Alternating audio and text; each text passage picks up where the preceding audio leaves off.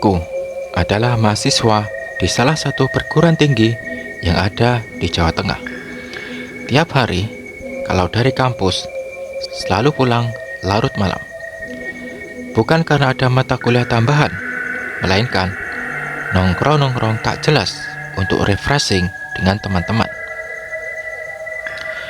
Melihat jam sudah menunjukkan pukul 23.30 malam, aku dan 3 teman, sebut saja namanya Ivan, Rizky, dan Sony, memutuskan untuk pulang.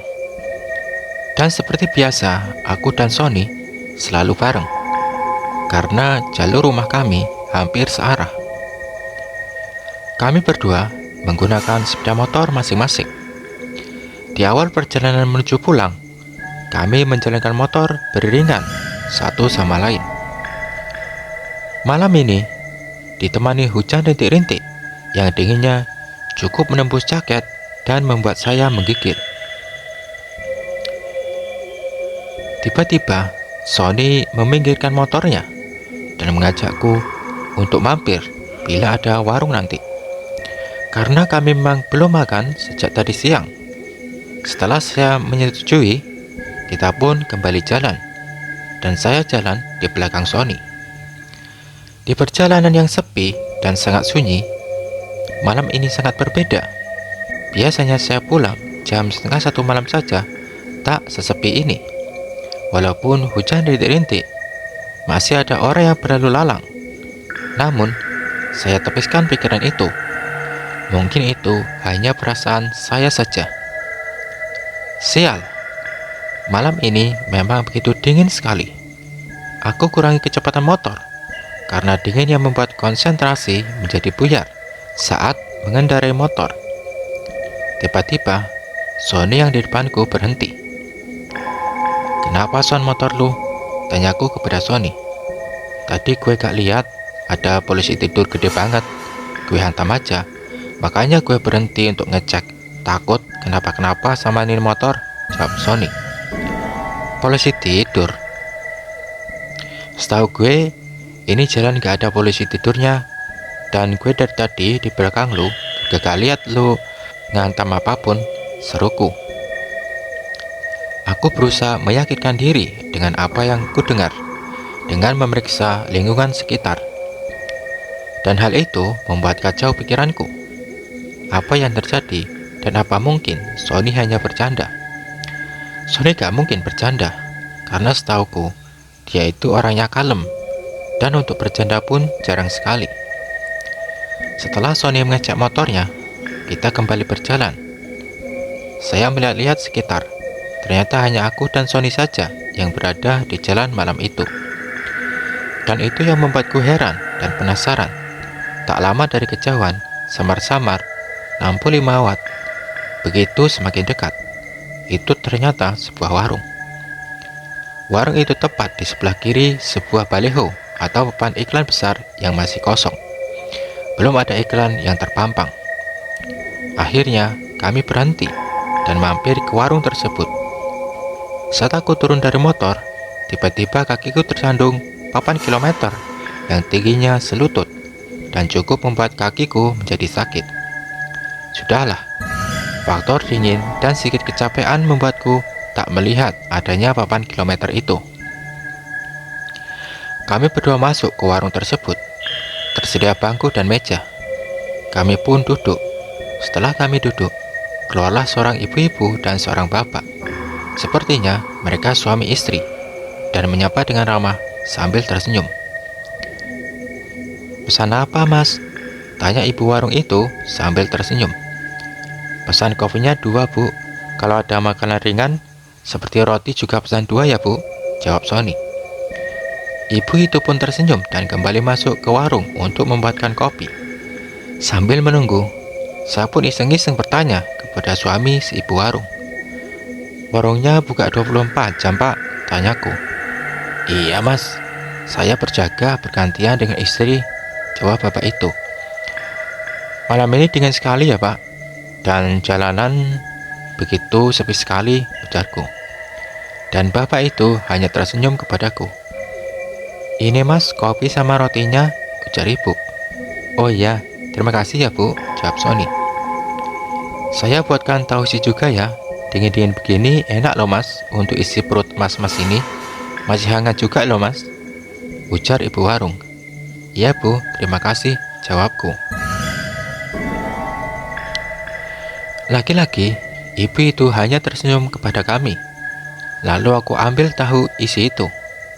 Kebetulan memang sangatlah lapar, karena menerjang dinginnya malam ditambah rintik hujan. Hal yang luar biasa ketika mencicipi hidangan yang sangat enak dan tak pernah ketemui kala itu. Seperti biasa, sehabis makan, saya bakar sebatang rokok sambil menyeruput kopi hitam hangat. Beberapa saat kemudian, semua tadi berapa bu? Kopi 2, roti 2, dan tahu isi. Kita berdua habiskan ya, hehehe, ujar Sony sambil tertawa. Semuanya 20.000 mas, jawab ibu warung sambil tersenyum. Setelah kami membayarnya, kami pun segera melanjutkan perjalanan pulang. Saat kami menuju motor, lagi-lagi aku tersandung papan kilometer. Oke, kali ini aku benar-benar meleng. Penasaran dengan papan kilometer yang membuat kaki saya tersandung, aku pun melihatnya. Di sana tertulis KM 12. Setelah rasa penasaran saya hilang, akhirnya kami pun memulai perjalanan pulang. Jalanan masih sepi, hujan rintik-rintik, sepertinya tak mau berhenti juga. Di pertigaan jalan, aku berpisah dengan Sony, dan rumahku masih agak jauh sedikit. Anehnya, di jalan yang menuju ke rumahku, tidak sepi seperti tadi. Ada beberapa kendaraan yang lalu lalang. Sialan, malam ini sangat aneh. Mungkin karena gue kelelahan kali ya, gumamku. Sesampainya di rumah, aku sholat isya dan membersihkan diri. Mata pun belum mau menutup alias belum ngantuk. Aku pun mendengarkan lagu. Tiba-tiba, HP-ku berdering. Ada panggilan masuk. Ternyata itu Sony. Tadi lu ngerasa aneh gak selama perjalanan pulang, Dit? Tanya Sony melalui telepon. Iya sih, jawabku. Kirain gue doang, Dit. Motor gue pas dicek di rumah, ternyata gak ada yang rusak. Padahal tadi gue hantam polisi tidur gede banget coy, ujar Sony. Ya syukur deh Son. Sorry ya, gue capek banget nih. Gue tutup dulu ya. Besok dikap saja ngomonginnya, jawab saya. Oh oke Dit, ujar Sony. Karena perjalanan tadi membuatku bingung, akhirnya aku memutuskan untuk tidur dan menutup telepon dari Sony. Seperti biasanya, alarm HP-ku berdering pukul 5 pagi untuk membangunkanku sholat subuh. Mata terasa berat untuk melek. Namun, betapa kagetnya diriku karena melihat samar-samar bapak dan ibu warung itu sekarang tengah berdiri di sudut kamarku dengan muka pucat dan tanpa berekspresi. Aroma busuk seketika menyelimuti seluruh ruanganku. Aku mencoba fokus pada penglihatanku, dan betapa terkejutnya aku saat melihat sebuah piring yang ada di tangan sosok si ibu. Sebongkah daging dengan belatung menggeliat terlihat di depan mataku. Tubuhku terasa lemas dan tak bisa teriak sama sekali. Perlahan sosok bapak itu melambaikan tangannya kepadaku tanpa berkata apapun. Tolong! Dengan suara tenaga, aku teriak, namun suara tak bisa keluar. Sebuah pemandangan yang sangat mengerikan, bukan? Aku mencoba untuk membaca ayat-ayat yang aku bisa, sambil memejamkan mata. Berharap sosok itu pergi, dan memang benar saja, ketika azan subuh berkumandang, aroma busuk pun menghilang, dan sosok itu juga. Pagi pun menjelang. Jam menunjukkan pukul 7 pagi. Aku pun bergegas untuk berangkat ke kampus. Aku berencana berangkat melewati jalan semalam dan melihat apa benar ada warung di situ. Teringat ada papan iklan besar dan papan kilometer 12 di sana. Akhirnya aku sampai di jalan yang kemarin aku lewati. Ternyata jalan ini tidak sesepi malam hari. Dari kejauhan terlihat papan iklan besar.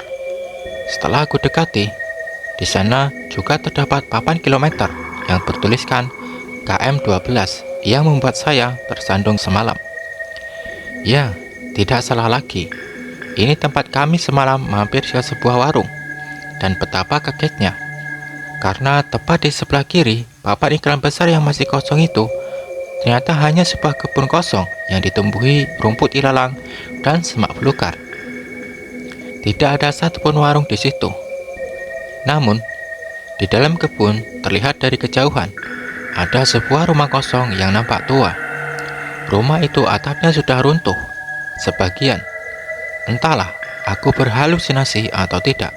Di sana terlihat sosok perempuan melambaikan tangan dari dalam rumah tua itu. Dengan jelas aku melihat rambut panjangnya bergaun putih. Wah, itu membuatku gemetar dan saya cepat-cepat starter motor untuk segera pergi dari tempat itu. Karena aku belum sarapan dan gemetaran akibat hal sialan tadi, akhirnya aku berhenti di tempat jualan nasi uduk. "Bu, nasi uduknya satu ya," ujarku. "Iya mas," jawab ibu itu. Jalan sekitar sini pun sangatlah ramai. Apa mungkin kalau malam hari sepi sekali ya, gumamku dalam hati. "Ini mas nasi uduknya." Ibu itu memberikan nasi uduk pesananku. "Iya bu, terima kasih," jawabku. Rasa penasaran membuatku bertanya kepada ibu itu. "Bu, apa kalau malam jalan ini sepi sekali? Kayak nggak ada kendaraan yang lewat gitu loh," tanyaku. "Oh, enggak dek. Kalau malam di sini lumayan rame. Apalagi ditambah truk-truk bermuatan yang dibolehin jalan di atas jam 10 malam," jawab ibu itu. "Oh begitu ya bu," ujarku. "Kenapa mas? Kok mas pucat begitu? Sedang sakit ya?" tanya ibu itu. Dan akhirnya saya pun menceritakan tentang kejadian yang semalam saya dan Sony alami.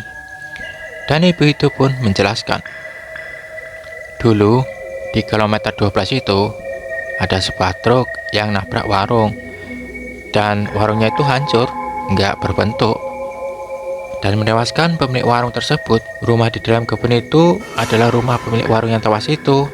Jadi yang mas makan semalam itu ya cuma tepuan mata mas. Masnya itu sebenarnya nggak makan apa-apa, ungkap ibu itu. "Saya sering bu lewat jalan sini, tapi ya baru kali ini saya ngerasain hal seperti semalam," kataku.